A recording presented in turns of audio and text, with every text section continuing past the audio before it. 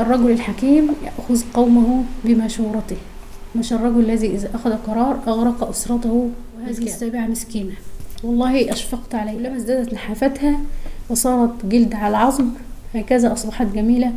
وهي تسمر بين النبي صلى الله عليه وسلم والسيدة عائشة. جلست السيدة عائشة تقص على النبي صلى الله عليه وسلم حكاية 11 امرأة جلسن في مجلس النساء فتعاقدن وتعاهدن ألا يكتمن من أخبار أزواجهن شيئا. وكان الحديث طويل، ومع ذلك جلس الحبيب النبي يستمع إلى السيدة عائشة وهو يبتسم لم يمل منها، وإنما ظل يستمع إليها بصدر رحب، وفي النهاية يبتسم إليها ويقول: كنت لك كأبي زرع لأم زرع. وفي رواية: غير أني لا أطلق. هذا الحديث فيه ثروة لغوية. قالت الزوجة الأولى: زوجي لحم جمل غص على جبل وع، لا سهل فيرتقى ولا سمين فينتقى. الزوجة الأولى شبهت زوجها بلحم الجمل، لحم جمل هزيل لا سمن فيه ولا دسم، ومع ذلك على جبل وعر مليء بالصخور، لحم هزيل لا دسم فيه على قمة إيفرست، لا يستحق أن تتحمل المشاق لتصعد إليه فتحصل عليه.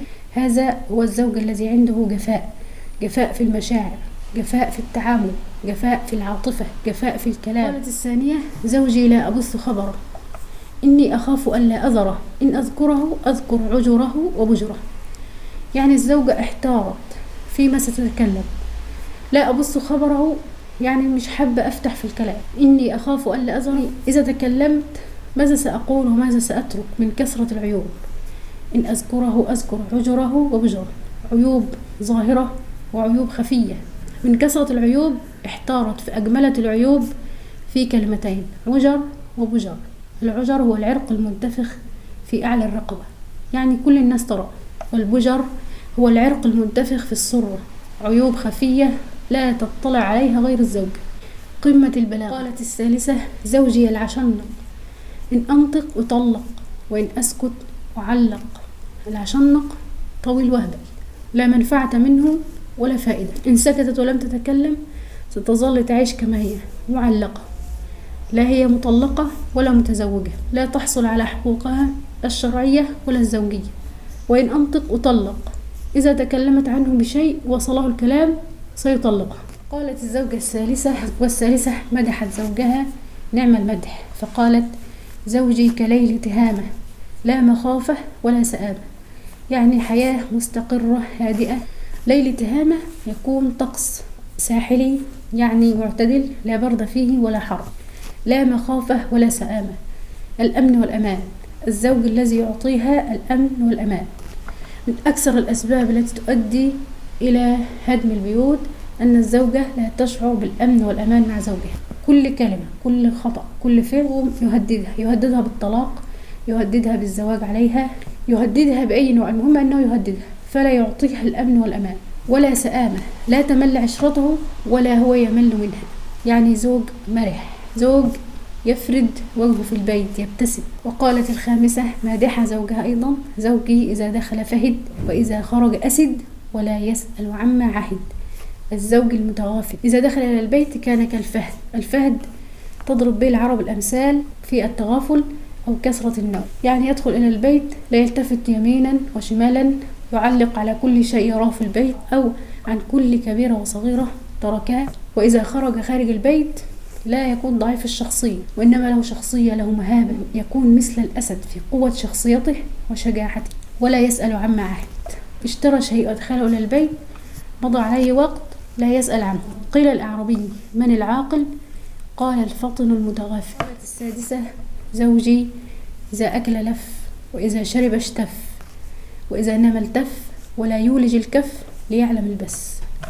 لا حول ولا قوة إلا بالله. إذا جلس عن المائدة مسح المائدة، يأكل بشراهة، لا يترك مجال لزوجة ولا أولاد، ولا يسأل أكلتم أم لا، يلف يمسح المائدة. وإذا شرب لا يترك شيء. ثم إذا جاء وقت النوم كان مثل القوقعة، يتقوقع على نفسه، لا يدري عن أحوال البيت ولا أهل البيت شيء، ولا يولج الكف ليعلم البس. مهما حزنت بكت، نامت باكية، نامت دامعة، نامت مقهورة، لا يوجد هناك من يسأل عنها، لا يوجد من تبص إليه الحزن، بل يزيدها حزنا بهذا الإهمال. الزوج المهمل الذي يهمل زوجته في كل صغيرة وكبير. ولكن هنا لفتة صغيرة: وإذا أكل لف وإذا شرب اشتف. هذا معناه أن هذه الزوجة ماهرة في الطبخ، المفروض أن يكون الجزاء من جنس العمل. قالت السابعة: وهذه السابعة مسكينة والله أشفقت عليها. قالت: زوجي عيا غيا طبقا، كل داء له داء، إن شجك أو فلك أو جمع كلا لك. غيا يعني من الغي، من الظلم والجهل، عنده ظلم وجهل.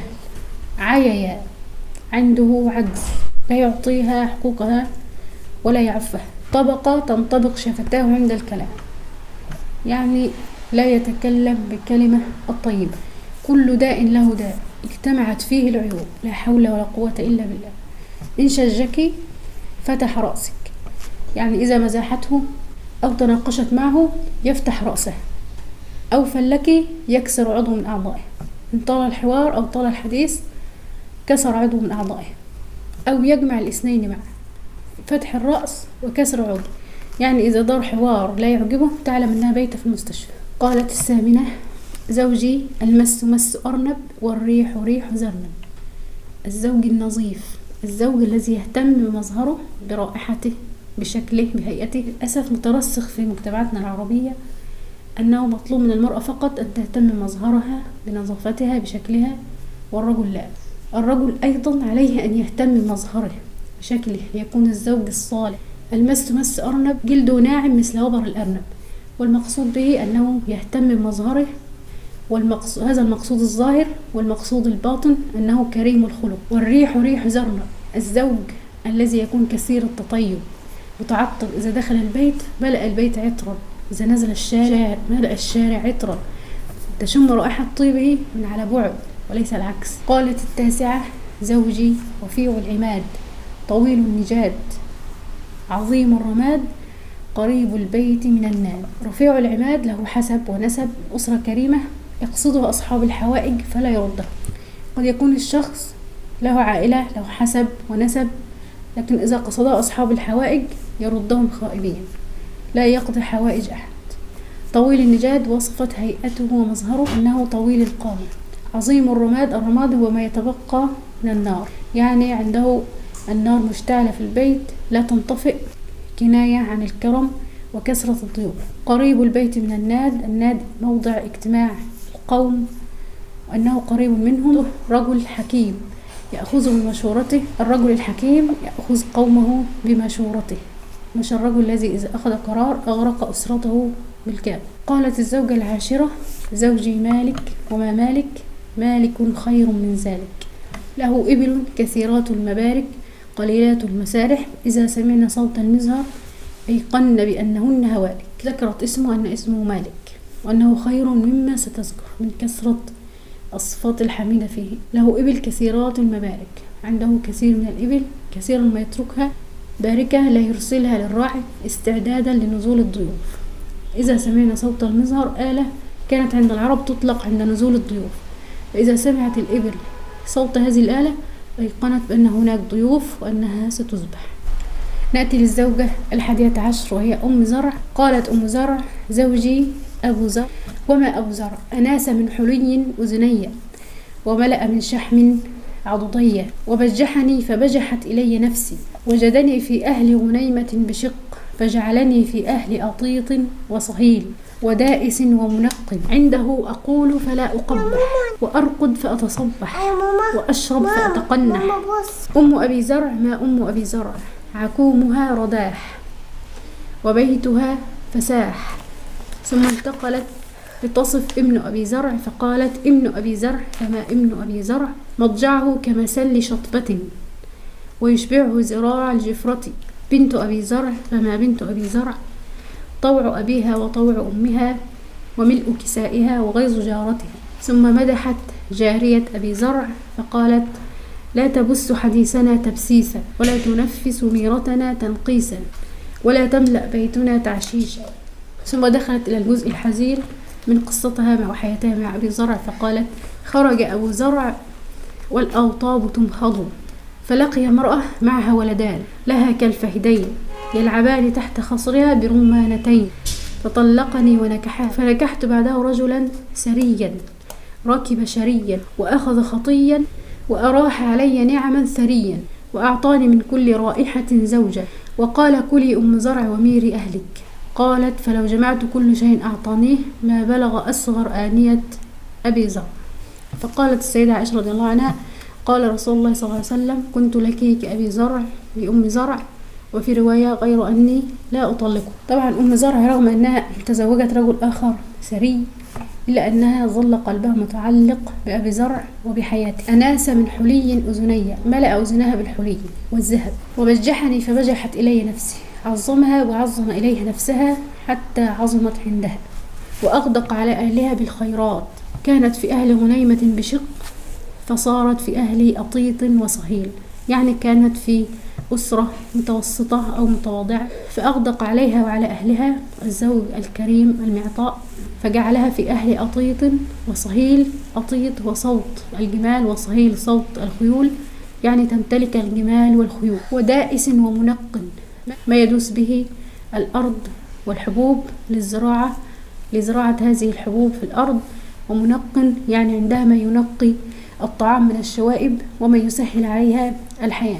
عنده أرقد فأتصبح، تنام لوقت متأخر من الصباح، لأن عندها من الجواري والخدم ما يقومون على خدمة البيت، يعني تنام لا تحمل هما لما ستقوم إليه من مصالح وشؤون المنزل. وأشرب فأتقنح، تدع الشراب من كثرة الريح. ثم انتقلت لتصف الحموات الفاضلات، فوصفت أم زرع تقول عكومها رداح، تصف أوعيتها التي تضع فيها الأمتعة، أي أنها واسعة كثيرة تأخذ الكثير من الأمتعة. وبيتها فساح، بيتها واسع. لكن لو لاحظنا أنها هنا مدحت عكومها، مدحت بيتها، لم تتطرق لمدح الشخصية نفسها. ثم مدحت ابن أبي زرع فقالت مضجعه كمسل شطبة، يعني مكان نومه يشبه الجريد المشطوب، يعني قوامه مثل السيف، يعني رشيق، ولد رشيق. ويشبعه ذراع الجفرة. ذراع الجفرة أنثى الماعز التي تبلغ 4 أشهر، إنه قليل الأكل، يشبع من ذراع أنثى الماعز الصغيرة. ثم مدحت بنت أبي زرع فقالت أنها مطيعة لأبيها مطيعة لأمها، ملء كساءها سمينة، جسمها ممتلئ ليست نحيفة، وهذا علامة على الجمال. معظم النساء في هذه الأيام يتسابقن لتكون رشيقة، لتصير الأنحف. كلما ازدادت نحافتها وصارت جلد على العظم هكذا أصبحت جميلة، وهي لا تعلم أنها بهذا فقدت مواضع الأنوثة. ثم وصفت جارية أبي زرع فقالت أنها لا تملأ البيت تعشيشا، لأنها تحافظ على نظافة المنزل، لا تتركه مليء بالقمامة مثل أعشاش الطيور، ولا تبث حديثنا تبسيسا، لا تفتح البث المباشر لحديث المنزل فيطلع عليه كل العالم، لا تفشي أسرار المنزل، لا تنقص ميرتنا تنقيصا، تحافظ على طعامهم، لا تهدره، لا تخرجه بدون علمهم أو بدون إذنهم، يعني مدبرة وأمينة. ثم وصلت إلى الجزء الحزين، وهو عندما خرج أبو زرع والأوطاب تنخض، يعني في وقت خصب، في وقت الذي كانوا يعملوا اللبن فيه الخض يخرجوا منه السمن والزبد، يعني في وقت خصب وفي وقت حصاد. وكانت مع أم زرع فذهبت لتنام قليلا، فلمح امرأة معها طفلين، للأسف يعني خصلة في كثير من الرجال وهي عدم الوفاء. لماذا لم يكن وفي لزوجته أم زرع ويكتفي بها، أو لا يطلقها ويتزوج هذه المرأة عليها، وإنما طلقها وظلت أم زرع متعلقة بحياتها، حتى رغم أنها تزوجت رجل آخر كريم.